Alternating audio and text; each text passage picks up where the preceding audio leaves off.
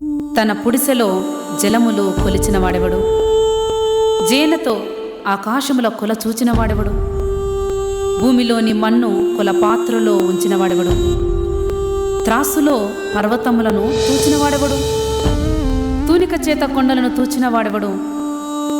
యెహోవా ఆత్మకు నేర్పినవాడెవడు? ఆయనకు మంత్రి అయి ఆయనకు బోధపరచిన వాడెవడు? ఎవని యొద్ద ఆయన ఆలోచన అడిగెను?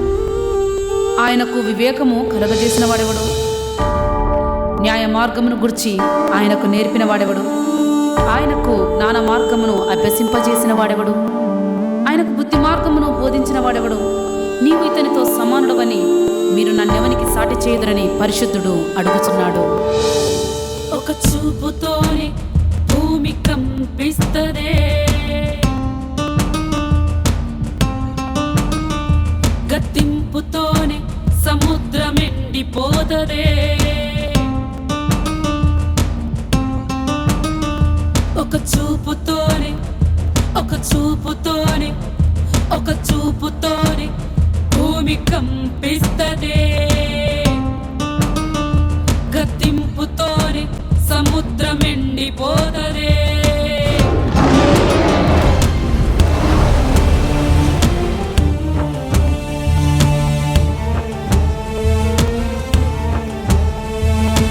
దేవా, జలములు నిన్ను చూచెను, జలములు నిన్ను చూచి దిగులు పడెను, అగాధ జలములు గజగజలాడెను.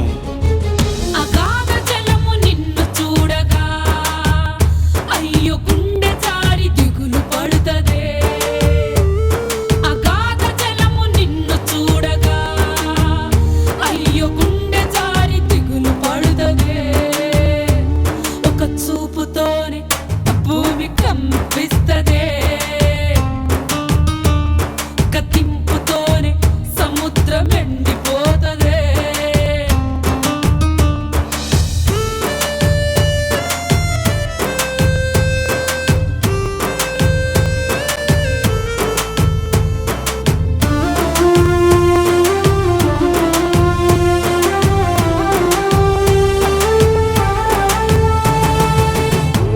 యెహోవా సన్నిధిని, సర్వలోకనాథుని సన్నిధిని పర్వతములు మైనము వలె కరుగుచున్నవి. పవిత్రమైన పాదముంచగా పర్వతములు కరిగిపోదవే. పవిత్రమైన పాదముంచగా పర్వతములు కరిగిపోదవే. ఒక చూపుతోనే భూమి కంపిస్తదే, గద్దింపుతోనే సముద్రం ఎండిపోతదే.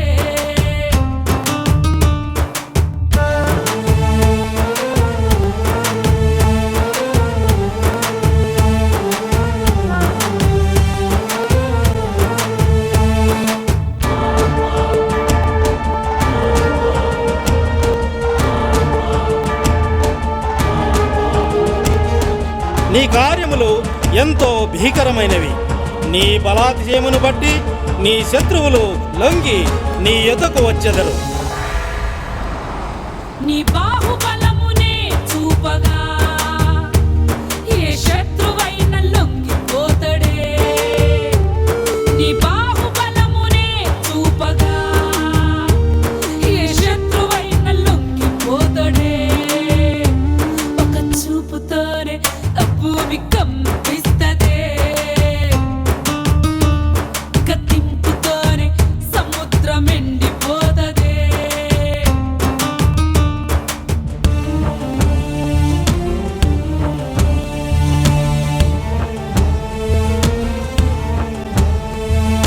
భూమి ఆకాశములు ఆయన సముఖము నుండి పారిపోయెను, వాటికి నిలువ చోటు కనబడకపోయెను.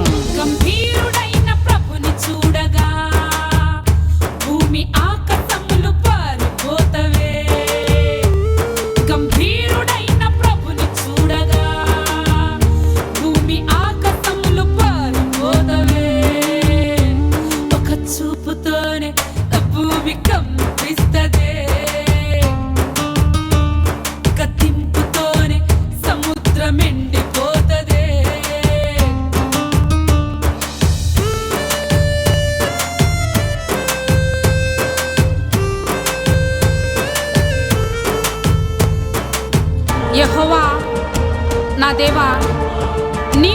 ప్రజల ముందర బయలుదేరినప్పుడు, వారితో పాటు అరణ్యములో నీవు ప్రయాణం చేసినప్పుడు భూమి వణికెను, నీ సన్నిధిలో అంతరిక్షము దిగజారెను.